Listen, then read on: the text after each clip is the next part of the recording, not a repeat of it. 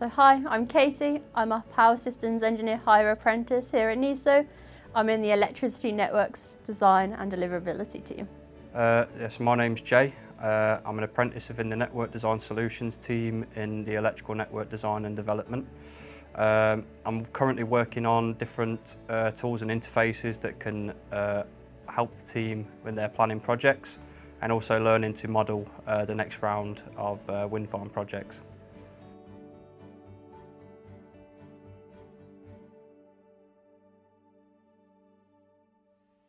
I think because in my family engineering was talked about quite often, so my dad's an engineer, my granddad's an engineer, so it was always very talked about in our family. I remember on the weekends I used to go outside welding with my dad, very randomly. I used to go into school the next day and they used to be like, "What did you do this weekend?" I was like, "I did some welding," and everyone would look at you like, "Why?" So I think for me, I knew I wanted to go into engineering, wasn't really sure where, and then I did a T-level at college and I did a placement at GE Vernova. So I was in the energy industry there. I looked at how rotors were made, how they were planned to be made, and then I realised I'm kind of interested in how this actually connects to the grid and how this is going to make an impact, because they were saying about how they go on ships and everything. And I was like, that sounds really interesting just to go and look at a little bit more. So I then found here and then I looked into the goals and I was like, these are some ambitious goals. And I was like, I kind of want to be part of that and say like, I helped in that. Like your kids would be like, oh, this company did this, and I'll be like, I did that. So that ambition is there.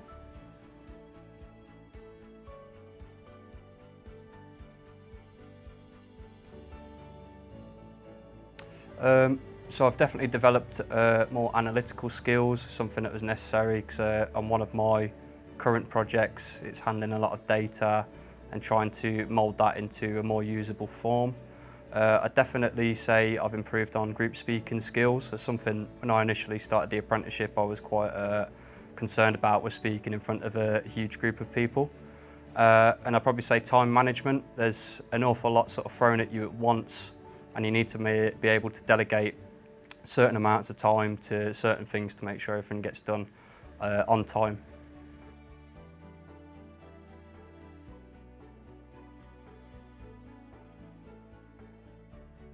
In my apprenticeship journey, my biggest influence has probably been my family, friends and colleagues. So my family have always supported me and told me to go for things, that I could do it. My colleagues, we're all in a similar boat, so we've all been in the same situations together. Obviously we've all come from different backgrounds, we've all learned off each other. After one of the trips we did, me and some of the apprentices, we went on a hike outside of work. I did not think I'd ever be spending a Saturday outside of work with colleagues walking up a mountain. And then my manager, mentors, they keep me going, they encourage me, make me feel more confident about what I'm doing, and it's quite a nice experience.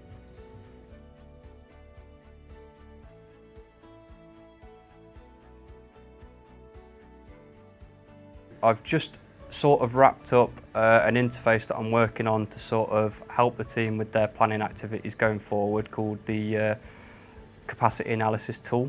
I'm particularly proud of that because that sort of started as a very small sort of project and snowballed into a big interface that 10 plus people will look to be using in the next few months, so I'm proud of that. It will basically allow them to sift through a lot of data a lot easier than just referring to a spreadsheet. So it includes a lot of visuals. There's a lot of sort of data there that you're allowed to do cross analysis with.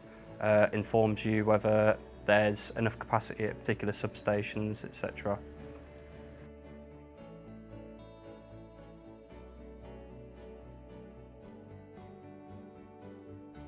So the biggest challenge I probably faced is balancing the work-life balance. For me, coming straight off college, so I've came straight into full-time work. I've not really had a gap where some people obviously go uni, they have a little gap there.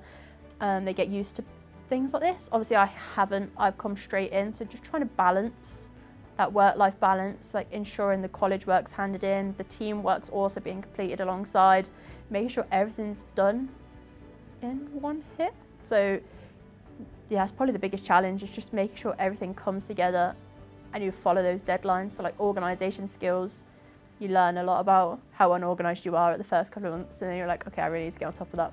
So that's probably the biggest challenge, is not knowing what you're going to enter to. So everyone says you're going to go into a full-time job and you're like, no one really tells you what that is.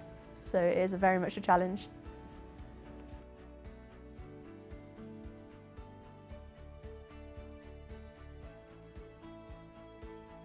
Yeah, I'd say to go in with the right mindset.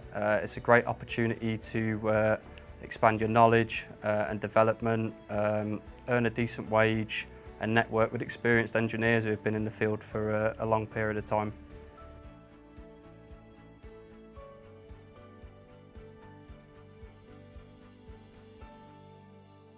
I would say empowering, transformative and inspiring. Challenging, motivating and rewarding.